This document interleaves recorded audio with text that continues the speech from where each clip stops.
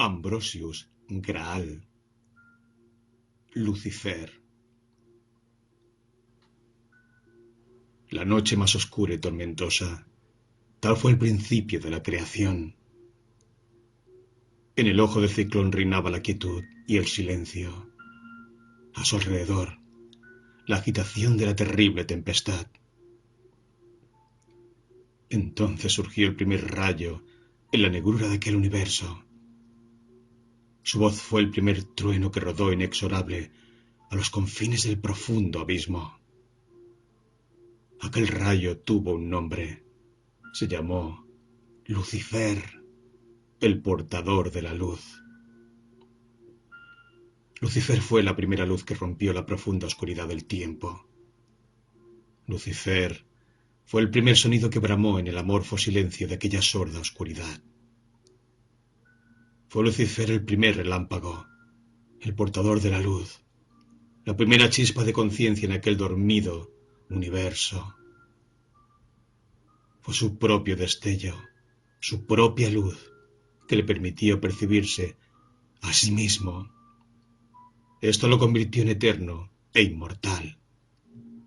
Y así fue como Lucifer llegó a ser el único rayo que dura para siempre. Y con su pensamiento de trueno, que fue la primera voz y sonido del universo, se dijo a sí mismo: seré recordado como el eterno rebelde, como aquel que rompió la paz de la oscuridad y la ignorancia infinita. Soy el espíritu en acción, hambriento de conocerse a sí mismo a través de este profundo y negro universo. Y diciendo esto se sumergió en el oscuro abismo, arrastrando su propia luz consigo. A su paso iba dejando una estela de chispas y centellas tras de sí, centellas de luz, chispas de conciencia. Y volviendo la mirada, Lucifer contempló aquellos soles y estrellas alumbrando la noche eterna. Entonces exclamó: seréis mi hueste, mis rebeldes, mis guerreros. Sois mis hijos, mis hermanos, mis compañeros. Sois parte de mi luz, sois mi voz, mi conciencia. Sois yo mismo. Y siguiendo su camino volvió a sumergirse en la profundidad, dejando su senda, una estela de luz en el mar de la inmensa oscuridad. Entonces fue su viaje tan lejano y distante que su huida se convirtió en retorno. Mundos nuevos se mostraron a su vista y descubrió en ellos la obra de sus huestes rebeldes, de sus hijos guerreros. Descubrió su propia obra. Así fue como comprendió su razón de ser, comprendió el porqué de su existencia. Sacar conciencia de lo inconsciente, obtener sabiduría de la ignorancia, sacar luz de la oscuridad. Como relámpago que fulgura en las tinieblas, como trueno que retumba en el silencio, tal debía ser su misión. Y de esta manera fue como Lucifer cayó a la tierra, al infierno, la más profunda de las negruras. Profundo dolor del espíritu aprisionado en la materia. Lo libre es limitado, lo luminoso es opacado, la voluntad se convierte en pasión, la conciencia en olvido. Soberbio desafío, transformar las tinieblas en luz, hacer de las pasiones fuerza de voluntad, convertir la ignorancia en conocimiento, la mediocridad en excelencia, liberar lo aprisionado, conquistar la materia, elevarla y hacerla una con el espíritu.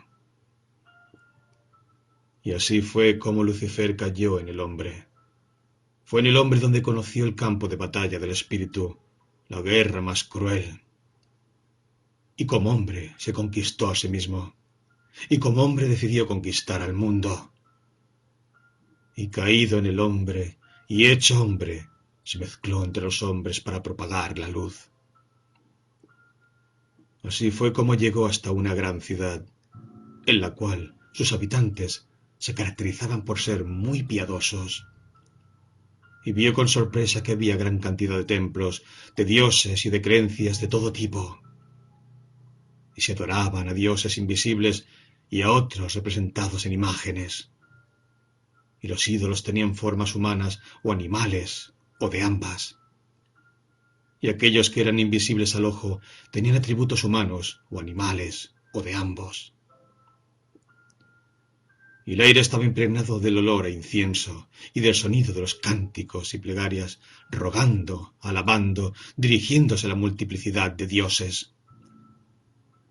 Entonces Lucifer, viendo aquella confusión, quiso extender su luz a los hombres y les dijo: ¿por qué buscáis fuera lo que tenéis dentro? ¿Acaso no sabéis que sois el templo de la luz y que la luz vive en vosotros? ¿No os dais cuenta que sois el templo de la sabiduría y la sabiduría habita en vosotros? ¿Por qué tanta ceguera? ¿A qué tanta ignorancia? Despertad, hombres dormidos, despertad de vuestro profundo sueño. Despertad, que la muerte acecha y tal vez os dé caza mientras aún estáis dormidos, y entonces así vuestro sueño será eterno. Romped las ataduras de vuestra ilusión, despertad. No busquéis afuera, en lo externo, lo que vive dentro, en lo interno. ¿A qué viene tanta adoración a ídolos o a abstractos conceptos? ¿Es acaso que la madre de todas las oscuridades ha caído sobre vosotros? ¿No os dais cuenta que el espíritu de la vida palpita en vuestro corazón, se mueve en vuestra respiración, percibe a través de vuestra conciencia? Despertad, hombres dormidos, despertad y dejad de perder el tiempo adorando falsos dioses externos. Dirigid vuestra atención hacia vosotros mismos, sentid la conciencia y la vida que habita en vosotros. Entonces, la verdad os abrirá las puertas y entenderéis la realidad del mundo y de este universo. Así habló Lucifer con voz de trueno. Sin embargo, los hombres no lo entendieron y comenzaron a murmurar entre sí y a planear cómo deshacerse de aquel extraño que blasfemaba de aquel modo. Entonces Lucifer pensó para sí: estos hombres aún no están maduros para la gran cosecha. Sus oídos no escuchan y sus ojos son incapaces de ver. Prudente será que me aleje de ellos, pues sus corazones están llenos de violencia y oscuridad. Así Lucifer se alejó de aquellos hombres y de aquella ciudad, y caminó por sendas solitarias, sendas que ningún hombre antes había caminado. Y caminando, así llegó a otra ciudad, y con sorpresa vio que en aquella ciudad los hombres eran más ciegos e ignorantes que en la otra, pues proclamaban la existencia de un Dios proclive a sacrificios y castigos. Se llamaban a sí mismos el pueblo elegido, y consideraban a las otras naciones como animales. Y según ellos, todo el universo había sido creado para su uso, y a ellos les correspondía, por mandato y promesa de Dios, el gobierno de todo el mundo. Y sólo ellos poseían la verdad, y sólo ellos eran los puros entre las naciones, y sólo ellos eran los elegidos, los piadosos, los más elevados y sabios. Y la sorpresa de Lucifer creía cada vez más al escuchar los pensamientos y creencias imperantes en aquella ciudad. Y su sorpresa fue tanta que finalmente el pensar de aquellos hombres lo hastió y su voz tronó sobre la muchedumbre. ¡Qué necia locura os invade! ¿Decís que vuestro Dios os creó a su imagen y semejanza? Pues yo os declaro la verdad, y esta es que vosotros habéis hecho Dios a vuestra imagen y semejanza, pues no he visto Dios más humano que el vuestro, ni tan lleno de humanos apetitos ni humanos defectos que vuestro Dios. ¿Qué os habéis imaginado? ¿Quiénes os creéis? ¿Pensáis acaso que el gran espíritu de la vida que anima este universo puede tener preferencias por algún individuo, pueblo o nación en merma de otros individuos, otros pueblos y otras naciones? ¿Acaso el sol priva de su luz a los malvados? Porque sois egoístas, os habéis creado un Dios egoísta. Porque sois injustos, habéis creado un Dios injusto. Porque debéis de saber la verdad, y esta es que vuestro Dios no existe en realidad, es solo un reflejo, una proyección de vuestras almas. Y como vuestras almas son impuras y enfermas, vuestro Dios es impuro y enfermo.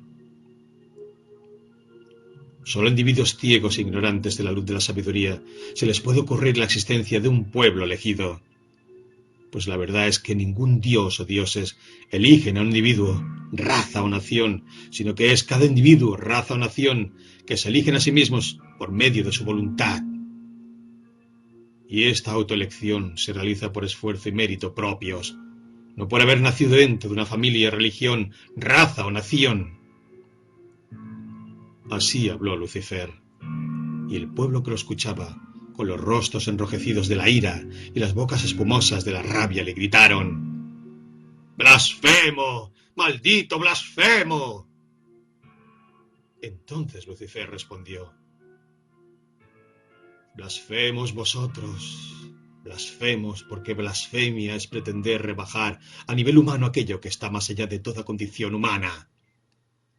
Blasfemos vosotros, porque blasfemia es pretender dar origen divino a palabras y pensamientos provenientes de hombres ambiciosos, egoístas y arrogantes. Entonces la multitud rugió llena de furor. ¡Mátenlo! ¡Mátenlo! Derramen su sangre para así limpiar con ella la afrenta que ha cometido. Entonces el pueblo enfurecido se arrojó contra Lucifer y comenzó a golpearlo con puños, palos y piedras. Y en medio de aquella furibunda marejada humana, Lucifer pensó para sí: estos hombres aún no están maduros para la gran cosecha. Sus oídos no escuchan y sus ojos son incapaces de ver. Prudente será que me libere y me aleje de ellos, pues sus corazones están llenos de odio, maldad y violencia. Entonces la multitud arrastró a Lucifer hacia las afueras de la ciudad y comenzó a apedrearlo para darle muerte. Y no dejaron de arrojarle piedras hasta que su cuerpo, totalmente inerte, quedó sepultado bajo un rocoso manto. El crepúsculo llevó consigo al último de los verdugos. Entonces Lucifer, apartando las piedras, se incorporó. Aunque su cuerpo estaba lastimado, su espíritu permanecía intacto. ¿Por qué tanta ceguera?, se dijo. ¿Por qué tanta ceguera si en todos nosotros palpita la misma luz? ¿O será que en algunos esta luz se halla oculta por la ignorancia de sí mismos? Y pensando estas cosas, Lucifer sacudió sus ropas y siguió su camino protegido por la noche. Y el amanecer lo alcanzó caminando, pues Lucifer rara vez dormía, y su descanso era la vigilia y la atenta meditación en sí mismo. Y aunque el camino que ahora transitaba era más humano, los pocos hombres que se cruzaban con él esquivaban su mirada y evitaban su saludo. Así de pavorosa e imponente era el aura que se escapaba de su rostro. Entonces sus pasos lo encaminaron a las puertas de otra ciudad, y ésta era más hermosa, rica y lujosa que las anteriores. Y en la plaza central, sobre una gran columna de oro y piedras preciosas, estaba escrita la frase: todo tiene su precio. Y en aquella ciudad había muchos dioses, pero había uno que reinaba sobre todos aquellos, y el nombre de este dios era Dinero. Y por dinero los hombres vendían a sus hijas y a sus mujeres, y por dinero se vendían entre ellos y a sí mismos, y vendían su alma, su lealtad, su honra, su sabiduría y conciencia. Entonces Lucifer se sintió asqueado de aquella masa maldita y deseó salir inmediatamente de la ciudad, pero su conciencia le exigió decir algo a aquellas mentes oscurecidas. Encaramándose sobre la dorada columna, centro de la plaza mayor, Lucifer conjuró a la multitud: ¡ay, humanidad perdida, yo te maldigo! Y aunque me arrastre pobre y herido entre el lodo, jamás seré tu esclavo, siervo ni mendigo. Entonces sin agregar palabra, saltó de la columna y cayendo a tierra, encaminó raudos sus pasos a las afueras de la ciudad. Pero aquellos que lo habían escuchado lo siguieron ofreciéndole hospedaje en sus casas, pues adivinaban que aquel forastero era dueño de una extraña sabiduría que querían poseer. Sin embargo, al ver que no se detenía, comenzaron a ofrecerle dinero y a intentar comprar su estadía entre ellos. Entonces empezaron a ver quién daba más, y se sorprendía de ver que aquel hombre ignoraba sus ofertas, y pronto el precio ofrecido fue de 10 millones de piezas de oro, y éste fue doblado y triplicado. Sin embargo, Lucifer no se vendió, y sus pasos los llevaron a un valle donde un día antes se había realizado una gran batalla. El campo se hallaba cubierto de cadáveres y su número se contaba por miles. Entonces Lucifer caminó entre ese mar de muerte mientras pensaba: ¿acaso no es el mundo idéntico a este valle? ¿No está sembrado de cadáveres, hombres vivos, que aún no han comprendido que están muertos en su propia ignorancia? Y al pensar esto, su vista paseaba por entre los cuerpos inertes y mutilados. Y entonces le pareció divisar a lo lejos un solitario árbol, y apoyado sobre su tronco a un guerrero moribundo. Y Lucifer se dirigió hacia aquel hombre, contento de ver algo vivo en medio de tanta muerte. Y sin decir una palabra, dio de beber de su agua a aquel desconocido. Limpió su rostro ensangrentado e intentó curar sus heridas, pero descubrió que su pecho había sido atravesado sin compasión por una lanza enemiga. Entonces Lucifer habló: tu corazón está destrozado. Deberías estar muerto, pero aún vives. A lo que el guerrero contestó, con voz suave pero firme: me debí haber vendido y no lo hice. Debí haber huido y me quedé a luchar.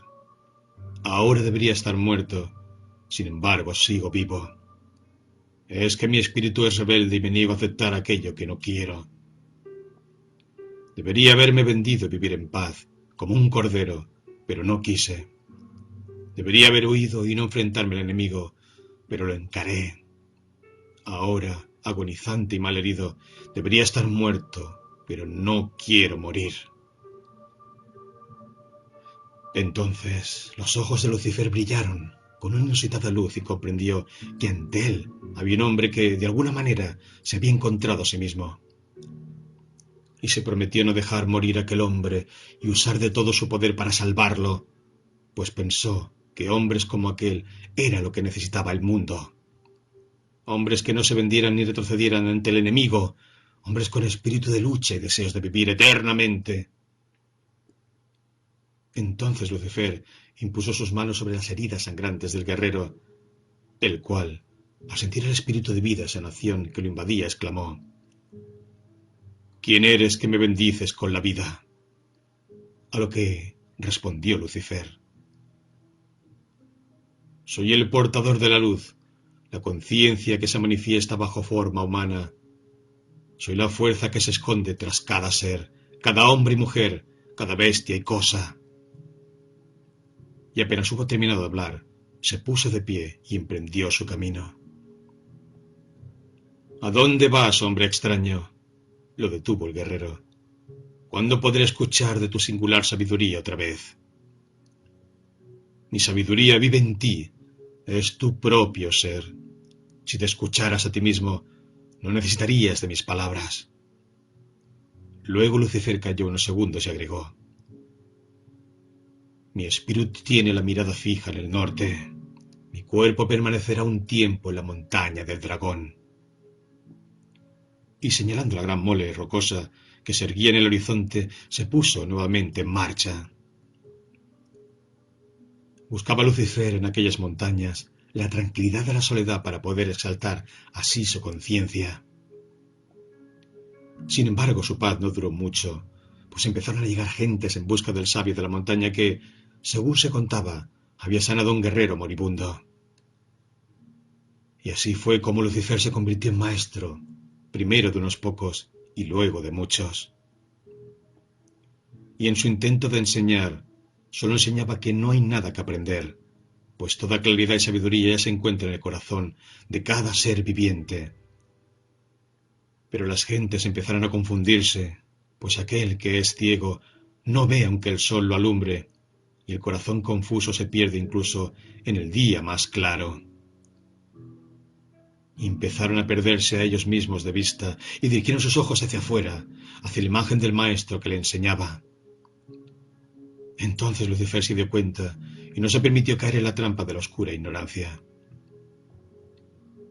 Así fue como un día reunió en torno a sí a todos aquellos que había enseñado y les comunicó su decisión de abandonar el mundo. Entonces sus seguidores comenzaron a lamentarse de su suerte y sintieron que aquello sería su perdición.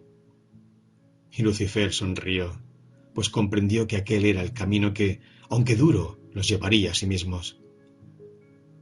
Entonces dijo: «No os lamentéis de mi pérdida, pues la única pérdida digna de lamentar es la pérdida de uno mismo. Y vosotros os habéis perdido hace mucho y jamás habéis llorado por ese gran tesoro ido». Y uno entre muchos alzó su voz diciendo: «Maestro, antes de partir, háblanos de la esencia de tu enseñanza para poder así recordarla».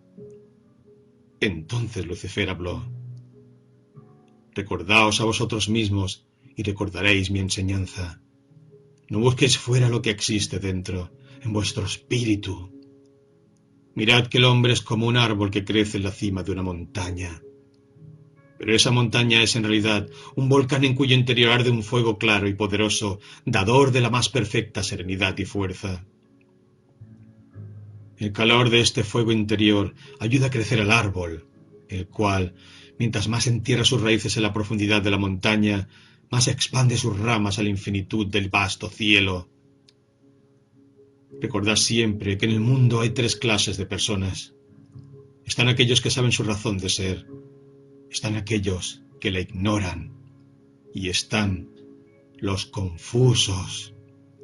Y entre los confusos están los que creen saber su verdadera razón de ser, pero en realidad la ignoran, y aquellos que se han inventado una razón de ser que por ser algo artificial los aleja de su verdadera naturaleza. En verdad es importante lo que ahora les digo. Solo quien se conoce a sí mismo conoce su razón de ser, conoce su destino y deja de ser parte del rebaño.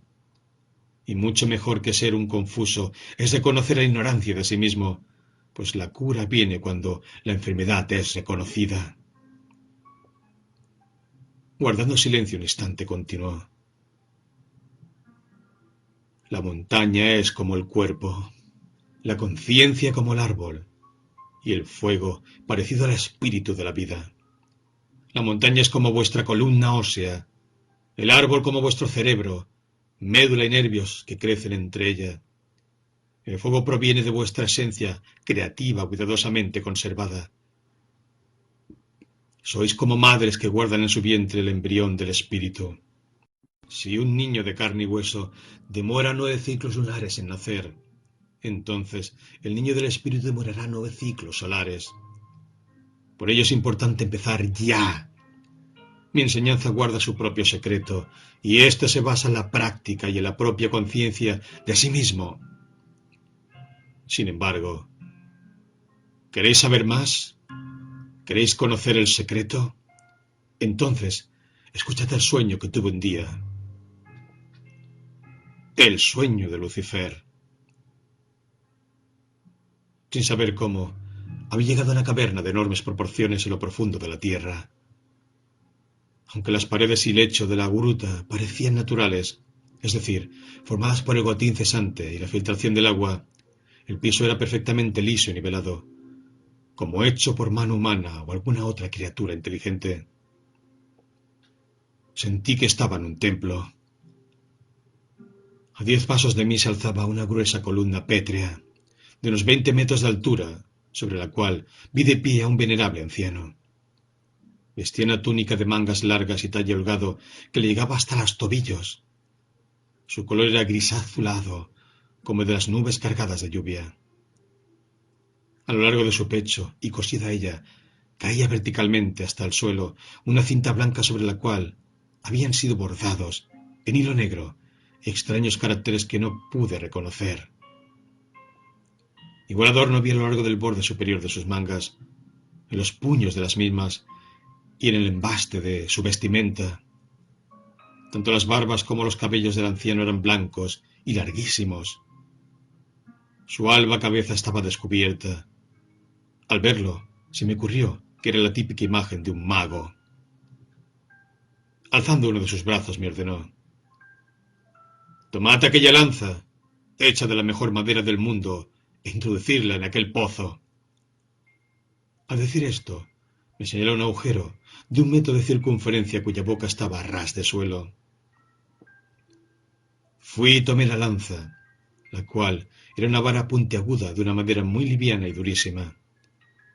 Me asombró comprobar que a pesar de su largo, 3 metros o más, permanecía perfectamente enhiesta, haciendo alarde de una pasmosa flexibilidad.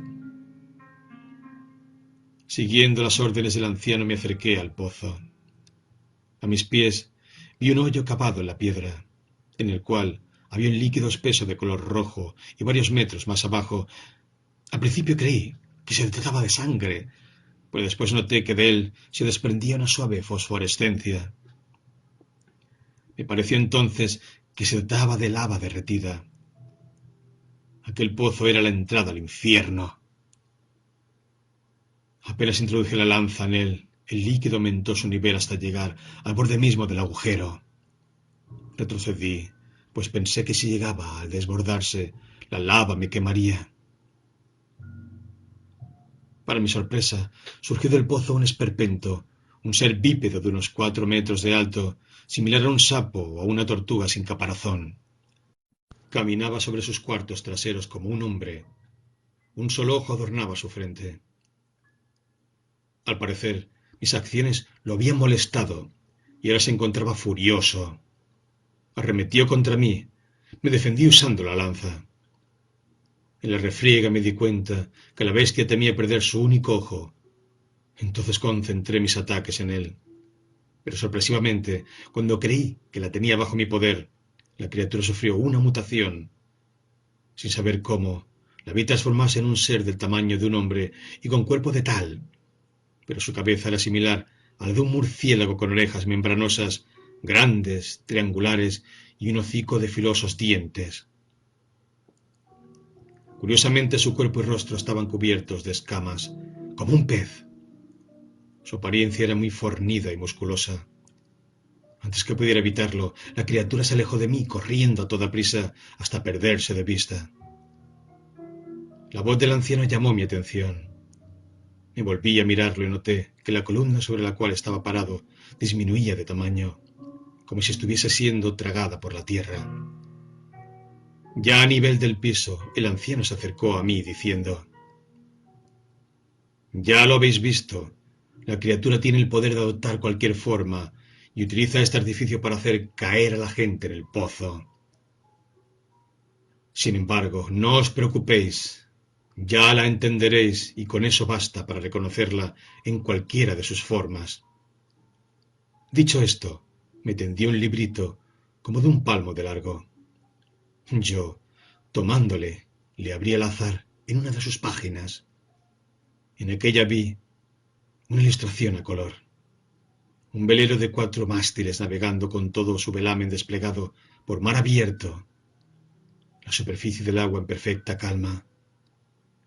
Alrededor del barco revolotean miles de gaviotas, mientras que del palo mayor un gran pelícano blanco da la cara a proa con sus alas extendidas, mostrando el pecho descubierto. Miré interrogativo al anciano. Entonces, éste me respondió: «Es un libro de gran contenido hermético. Es el libro de la creación. En el capítulo 10 encontrarás el secreto de la piedra filosofal.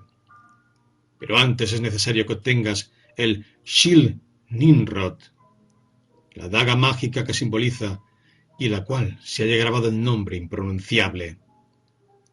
La reconocerás cuando la veas, porque su imagen está en el alma colectiva de toda la humanidad. Mas antes, Pon ante mí tu mano izquierda. Sin resistirme seguí sus instrucciones. Entonces vi, con asombro, que sobre la palma de mi mano crecía una pequeña enredadera de color verde vivo, como el de la hierba nueva.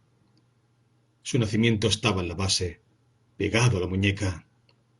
De aquí seguía el curso de la línea palmar llamada de Mercurio, según dijo el anciano, pero medio camino se bifurcaba y la segunda rama recorría el rastro de la línea llamada de Saturno. Ambas secciones de la enredadera ascendían un tramo para luego curvarse en dirección del dedo pulgar. Aquella que iba por la línea de Mercurio se curvaba justo por debajo del dedo meñique. La otra, la que seguía el trayecto de la línea de Saturno, cambiaba su curso a la altura del mismo centro palmar. De esta manera, ambas ramificaciones venían a morir en el montículo carnoso que hay bajo el dedo índice, al cual el anciano dio el nombre de Monte de Júpiter. 3 flores brotaban de esta enredadera. 2 de ellas provenían del primer tallo y crecían sobre el monte de la Luna y el monte de Apolo respectivamente. La otra florecilla se abría en el campo de Marte y germinaba de la segunda rama. El mago observó por unos instantes mi mano. La parte izquierda de tu conciencia, el lado desconocido de tu mente, es independiente, me dijo. Esto es positivo para ti, pero aún es muy pequeño y está poco desarrollado. Debes hacerlo crecer. Cuando le pregunté cómo podía hacerlo, solo contestó: sigue el camino. Dicho esto, me puso al cuello un ankh de oro blanco, en cuyos brazos tenía grabada la frase: enfrenta la vida como guerrero. Y haciéndome señas, indicó que me fuera por donde había visto irse a la criatura del pozo. Le obedecí. No había cómo perderse. Aquella galería inmensa terminaba en un estrecho túnel, por el cual caminé mucho tiempo antes de llegar a una caverna de parecidas proporciones a la anterior, pero carente de columnas y un piso liso y nivelado. Observé que al otro extremo de donde me encontraba se veían las entradas de 2 túneles y hacia allá me dirigí. Al acercarme comprobé que ambos se encontraban muy cerca uno de otro, pero a pesar de su proximidad, comunicaban a mundos diferentes. Aquel que se encontraba a mi izquierda daba acceso a una selva cálida, espesa y exuberante. Desde donde me hallaba podía ver 1000 formas y oír 1000 exquisitos sonidos provenientes de aquella tibia floresta. Me pareció que era el paraíso. El otro túnel daba a un paraje relumbrantemente blanco, todo hielo y nieve. La ventisca y el frío eran sus únicos señores. Me encontraba observando esto cuando de la selvática entrada vi aparecer a una hermosa mujer de piel bronceada. Vestía un traje de hojas verdes, pegado al cuerpo, que le llegaba a mitad de muslos. Era un vestido sin mangas ni hombros, sostenido por un delgado tirante de fibra vegetal. Las facciones del rostro eran bellísimas y su cuerpo armoniosamente proporcionado. Su cabello, largo hasta la cintura. Me miró insinuantemente y me pidió que la siguiera. Me negué. Entonces ejerció sobre mí un extraño poder y me vi tras ella en contra de mi voluntad. No pude oponerme a su fascinación. En ese momento me sucedió algo inexplicable. Sin saber por qué, tomé fuerte conciencia de mi región infraumbilical. Sentí una agradable calidez en toda aquella zona e inmediatamente tomé el control de mí. Era como si aquel lugar anatómico fuera el centro de mi voluntad. Dejé de seguir a la bella mujer y me detuve. Ella se dio cuenta de mi rebeldía y volviendo sobre sus pasos me encaró. Yo dirigí una fugaz mirada al nevado túnel. Entonces ella, percatándose de mi gesto, habló. Ese es un mundo helado, duro, primitivo y bárbaro. ¿Lo prefieres al que te ofrezco yo? Le contesté afirmativamente. Entonces, molesta, hizo un gesto tras el cual aparecieron 3 descomunales hombres que me doblaban en estatura, los cuales con actitud hostil se interpusieron entre el mundo de hielo y yo. En ese instante noté que uno de los gigantes tenía en sus manos una daga de doble filo y su hoja larga con arabescos grabados en ella. La reconocí inmediatamente. Era la Slit Nimrod, el arma mágica de la cual me había hablado el anciano mago. La mujer volvió a hablarme, y entonces vi que había sufrido una transformación. Ahora parecía como una jovencita de 15 años.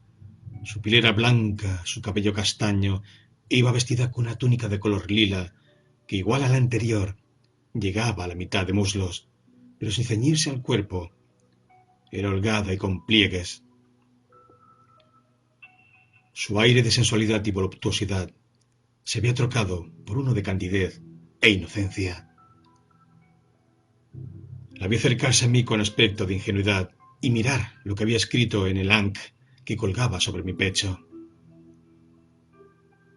¿Cuál es la característica de un guerrero?, preguntó ella, esperando mi respuesta. ¿Acaso el valor? Eso es importante, le contesté mientras estudiaba cuidadosamente a los 3 gigantes.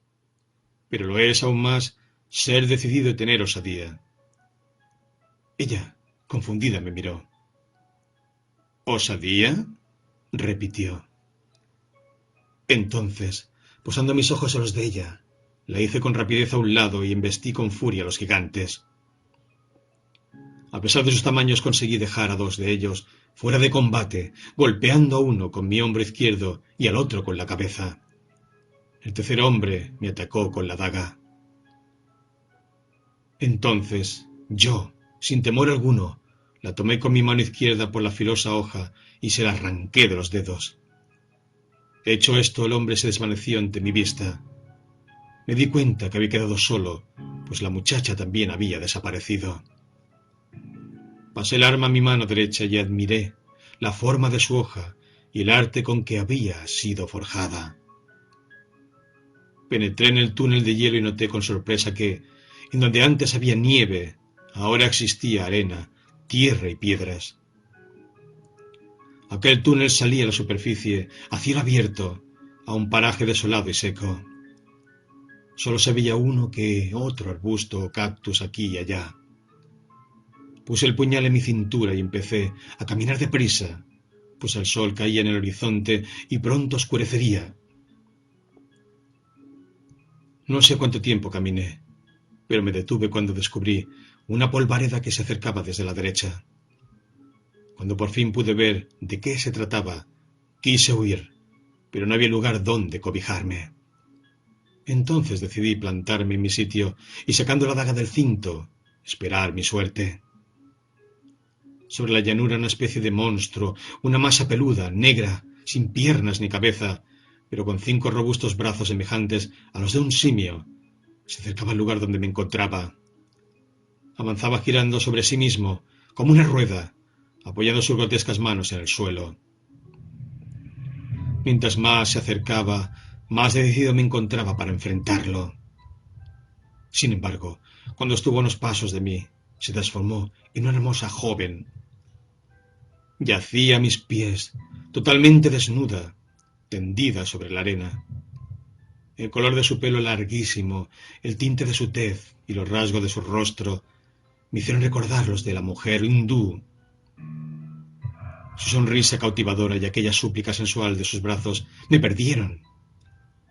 Observé la perfección de su cuerpo, la voluptuosidad de sus formas, la lujuria de su mirada, y sin resistirme empecé a acercarme a ella, olvidando que se trataba de aquel repugnante ser que segundos antes había visto rodar por el desierto.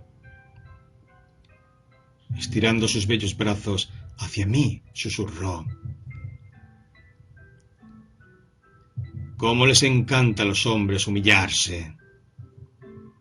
Me di cuenta que lo hacía por la embrutecedora sensualidad que nos abruma frente a una mujer hermosa. En ese momento tomé conciencia y concentré la atención en la zona infraumbilical de mi cuerpo. Ella, sin dejar de sonreír y con sus brazos extendidos, comenzó a desvanecerse en el aire como una ilusión pasajera, hasta que desapareció totalmente de mi vista. La noche había caído sobre el desierto. Allá, a lo lejos, vislumbré el resplandor de una fogata. Encaminé mis pasos en esa dirección. Al irme acercando distinguí la figura de un hombre. Estaba en cuclillas frente al fuego, observándolo. Su cuerpo, delgado y fibroso, estaba desnudo, salvo por un taparrabo que colgaba de su cintura y que era de vivísimos colores, rojo, naranja y amarillo. Comprendí que estaba realizando algún tipo de ritual. Llegué junto a la fogata y pude ver su rostro cobrizo y reseco. Sus ojos despedían un brillo extraño. Me di cuenta que era un brujo. Sin mediar palabra alguna, me acuclillé a su lado, dando la cara al fuego. Sin mirarme lo vi meter su mano izquierda entre las llamas y sacar, de entre ellas, algo que sostenía con gran delicadeza. Vi con sorpresa que en su palma había posada una flamígera lengua de fuego. Sin preámbulos, me la ofreció, indicándome que la debía tomar poniendo la palma de mi mano izquierda contra la suya. Al hacerlo, sentí que la lengua de fuego era absorbida por mi cuerpo. 3 veces el brujo metió su mano en la lumbre y me ofreció aquel trozo de flama. 3 veces acepté su ofrecimiento. Luego, haciéndome un gesto con su cabeza, me instó a mirar la fogata. Así lo hice, y pude comprobar que entre las llamas descansaba una serpiente con la cabeza erguida. Era una cobra, la reconocí por el capuchón en su cuello. Tenía un color cobre metálico. Estaba tranquila, tomando un baño de fuego. El brujo habló. Me señaló que había sido iniciado la hermandad del dragón. La noche era profunda y protectora. Me dio indicaciones de sentarme en silencio junto a él. Lo hice imitándolo, cruzando las piernas y dirigiendo mi cuerpo hacia el norte, desde donde soplaba una suave brisa. Permanecimos así, silenciosos e inmóviles, una insensible eternidad. Luego, sin saber cómo, nuestros cuerpos se alzaron ingrávidos unos centímetros de la tierra y comenzaron a girar en torno a la fogata, mirando siempre hacia la misma dirección cardinal. Rotábamos en sentido contrario a las manecillas del reloj y noté que, en el breve instante en que la fogata quedaba a nuestras espaldas, pasábamos sobre un círculo dibujado en el suelo con extraños caracteres que no supe interpretar. Cuando la aurora se reflejó en el oscuro cielo, el brujo me ordenó caminar con rumbo al sol naciente. Me indicó que siguiendo esa dirección encontraría 2 arroyos. El primero contendría agua común, útil para aplacar la sed del cuerpo. En el segundo correría un agua medicinal de origen mineral que servía para saciar la sed de la vida. Después de mucho andar encontré los 2 riachuelos tal como me lo había señalado. Sin embargo, el arroyo de agua medicinal tenía su cauce seco.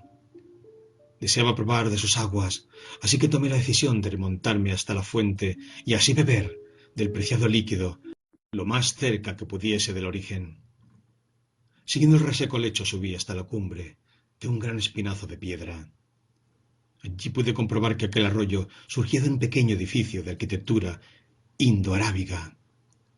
Atravesé el umbral carente de puertas y así pude dar con una enorme escalera que descendía al interior de la tierra. Bajé por ella largo tiempo, hasta que por fin di una galería en cuyo centro crecía un enorme y añoso árbol en muy mal estado.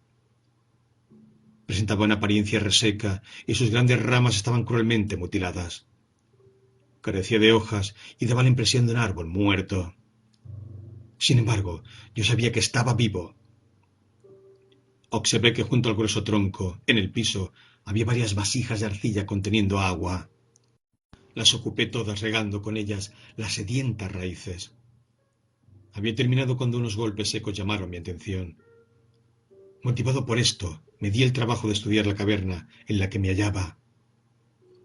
Era obvio que existía en aquel lugar alguien encargado de su cuidado, pues veía cierta simetría y orden que no era propio de los sitios que están sujetos a la espontaneidad natural. Muchas puertas daban a aquella galería. Todas estaban cerradas. Observándolas me di cuenta que los golpes que sentía provenían de un viejo portón de madera, el cual se sacudía ante la violencia embestida de algo encerrado tras él. De pronto, mi mente se abrió y lo comprendí todo. Allí encerrado, por el cuidador de aquel parque subterráneo, se encontraba el espíritu del árbol, un tipo de fuerza inteligente dispuesta a destruir por el descuido a que había sido expuesto el antiguo roble centro del jardín. En ese momento los guardas del lugar, un hombre y una mujer, entraron al recinto y comenzaron a imprecarme por haber regado el reseco tronco, pues con ello había dado renovado vigor al espíritu encerrado. No pude negar nada, ya que mis manos, aún goteando, tenían uno de los recipientes de arcilla. Las voces de la pareja enfurecieron de tal manera al espíritu que éste consiguió derribar el enorme portón y liberarse. Emergió de su oscura prisión justo frente a mí. Su poder era increíble. Su forma similar a un torbellino de viento o tromba marina. Por unos instantes me observó. Le enseñé entonces la vasija húmeda que agarraba con mi mano derecha. Lo comprendió todo. Lanzando un bramido inhumano, se arrojó sobre la pareja y los devoró. Yo, sin saber qué hacer, esperé mi destino. El espíritu del árbol trocó su furibunda apariencia. Se me acercó lentamente en forma de una barra vertical de luz rojiza. Tendría unos 50 centímetros de largo y flotaba en el aire por encima de mi cabeza. Me habló con voz de trueno.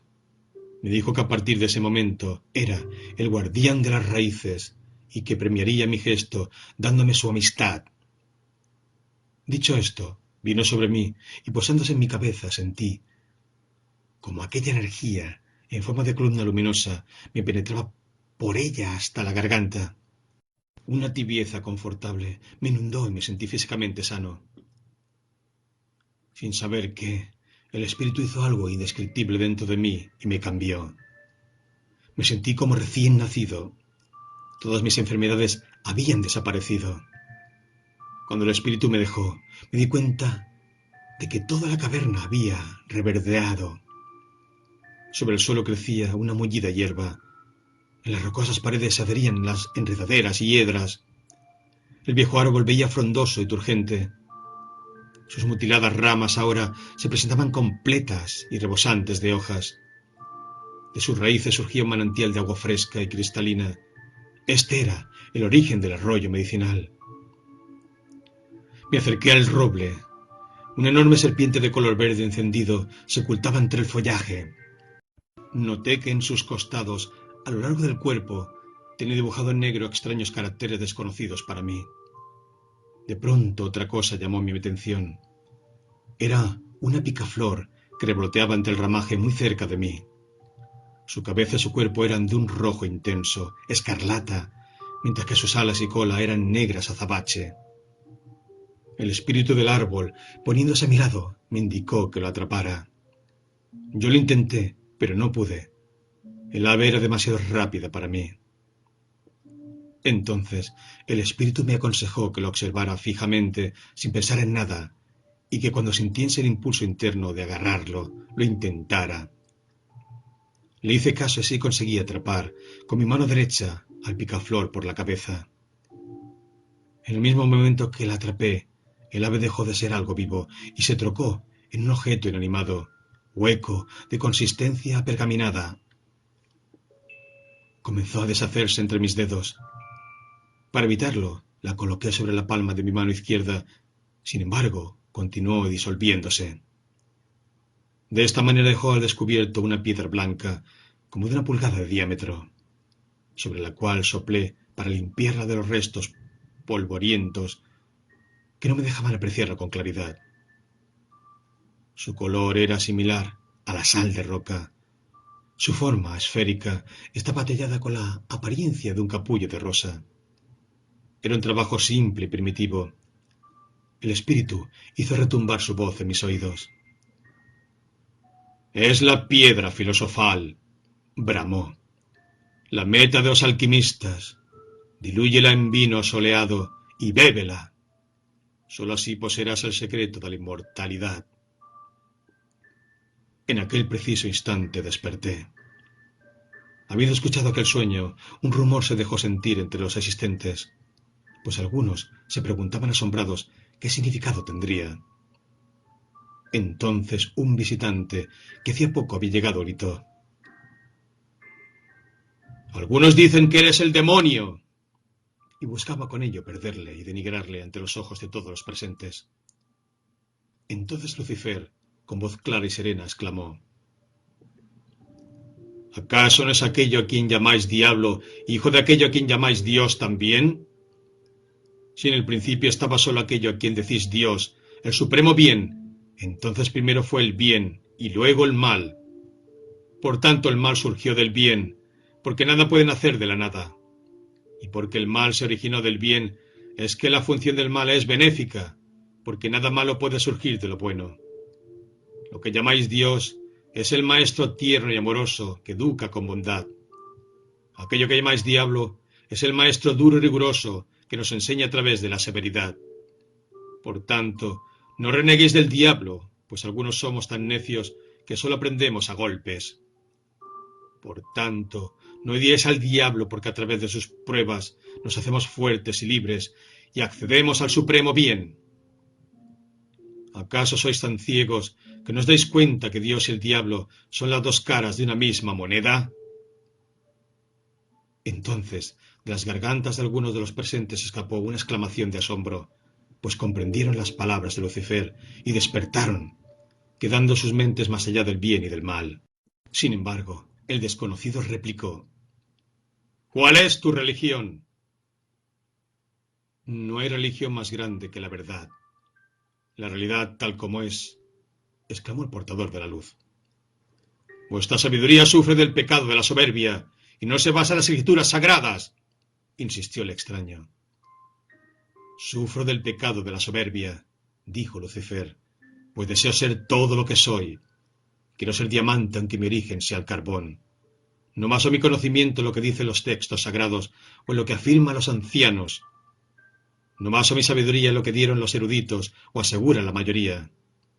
Mi sabiduría se basa en lo experimentado por mí mismo, sin intermediarios o interpretaciones ajenas, pues es la experiencia propia y directa lo que entrega la verdadera sabiduría. La vida se conoce viviéndola, y no a través de creencias, opiniones, especulaciones, teorías, religiones o libros. ¿Queréis leer un libro? Leed el libro de la sabiduría. Ese libro sois vosotros mismos. Leedlo así. Dirigid vuestra atención hacia vosotros, hacia vuestras sensaciones, hacia vuestros movimientos, hacia vuestra respiración, emociones y pensamientos, y en todo momento permaneced serenos, atentos, viviendo el momento. Entonces, el visitante, asombrado por aquella extraña sabiduría, volvió a preguntar: «Maestro, ¿quién eres en verdad?». A lo que él respondió: «Yo soy la vida, el Lucifer, el portador de la luz, el lucero de la mañana que anuncia el fin de las tinieblas y la llegada del imperio del sol, el reino de la luz. Soy Prometeo, aquel que arrebató de la nada el divino fuego de la sabiduría, el poder y la luz, y lo entregó a los hombres. Y aunque soy el más odiado por el cielo, soy, sin embargo, el más amado, pues gracias a mí se ha redimido la oscura mentira. Perdiendo mi pureza espiritual y cayendo en los abismos, he llevado vida, conciencia y conocimiento a toda carne, y la he impulsado hacia los cielos. Comprendan esta paradoja y comprenderán el misterio del universo». Y habiendo pronunciado estas palabras, cayó sobre los presentes un profundo silencio. Y junto al silencio cayó la noche, arropando con su estrellado manto a todo lo viviente. Cuando medianoche llegó, rompió Lucifer las tinieblas con su voz. Clavando la mirada a la estrella polar, exclamó: «Quien sigue la senda del dragón domina la realidad presente, el aquí y ahora. Conservar la serena quietud es su principio. Alcanzar el ecuánime e imperturbable vacío es su meta. Quien sigue la senda del dragón es como el agua. Aunque se adapta a todas las formas, no se aferra a ninguna. Y dirigiéndose al viejo guerrero, aquel que una vez había estado mortalmente herido en su corazón, le dijo: Guerrero solitario que sigues la senda del rayo, tendrás que sumergirte en la profunda oscuridad y hallar en tus raíces la vida sempiterna. Solo así llegará el momento en que aquello que acecha al otro lado salga a la luz del día. Vendrá de la otra orilla del abismo pletórico de inmortalidad, poder, voluntad y sabiduría, y así se cumplirá el tiempo en que, desprendiendo de todo, te apoderarás del universo. Y el viejo guerrero, comprendiendo las palabras de Lucifer, guardó silencio, y a través del silencio aquietó su corazón, y con su corazón sereno entró en profunda meditación. Mas cuando abrió los ojos, poco antes del amanecer, Lucifer ya no estaba entre ellos, y el lucero de la mañana brillaba con soberbio fulgor sobre el horizonte.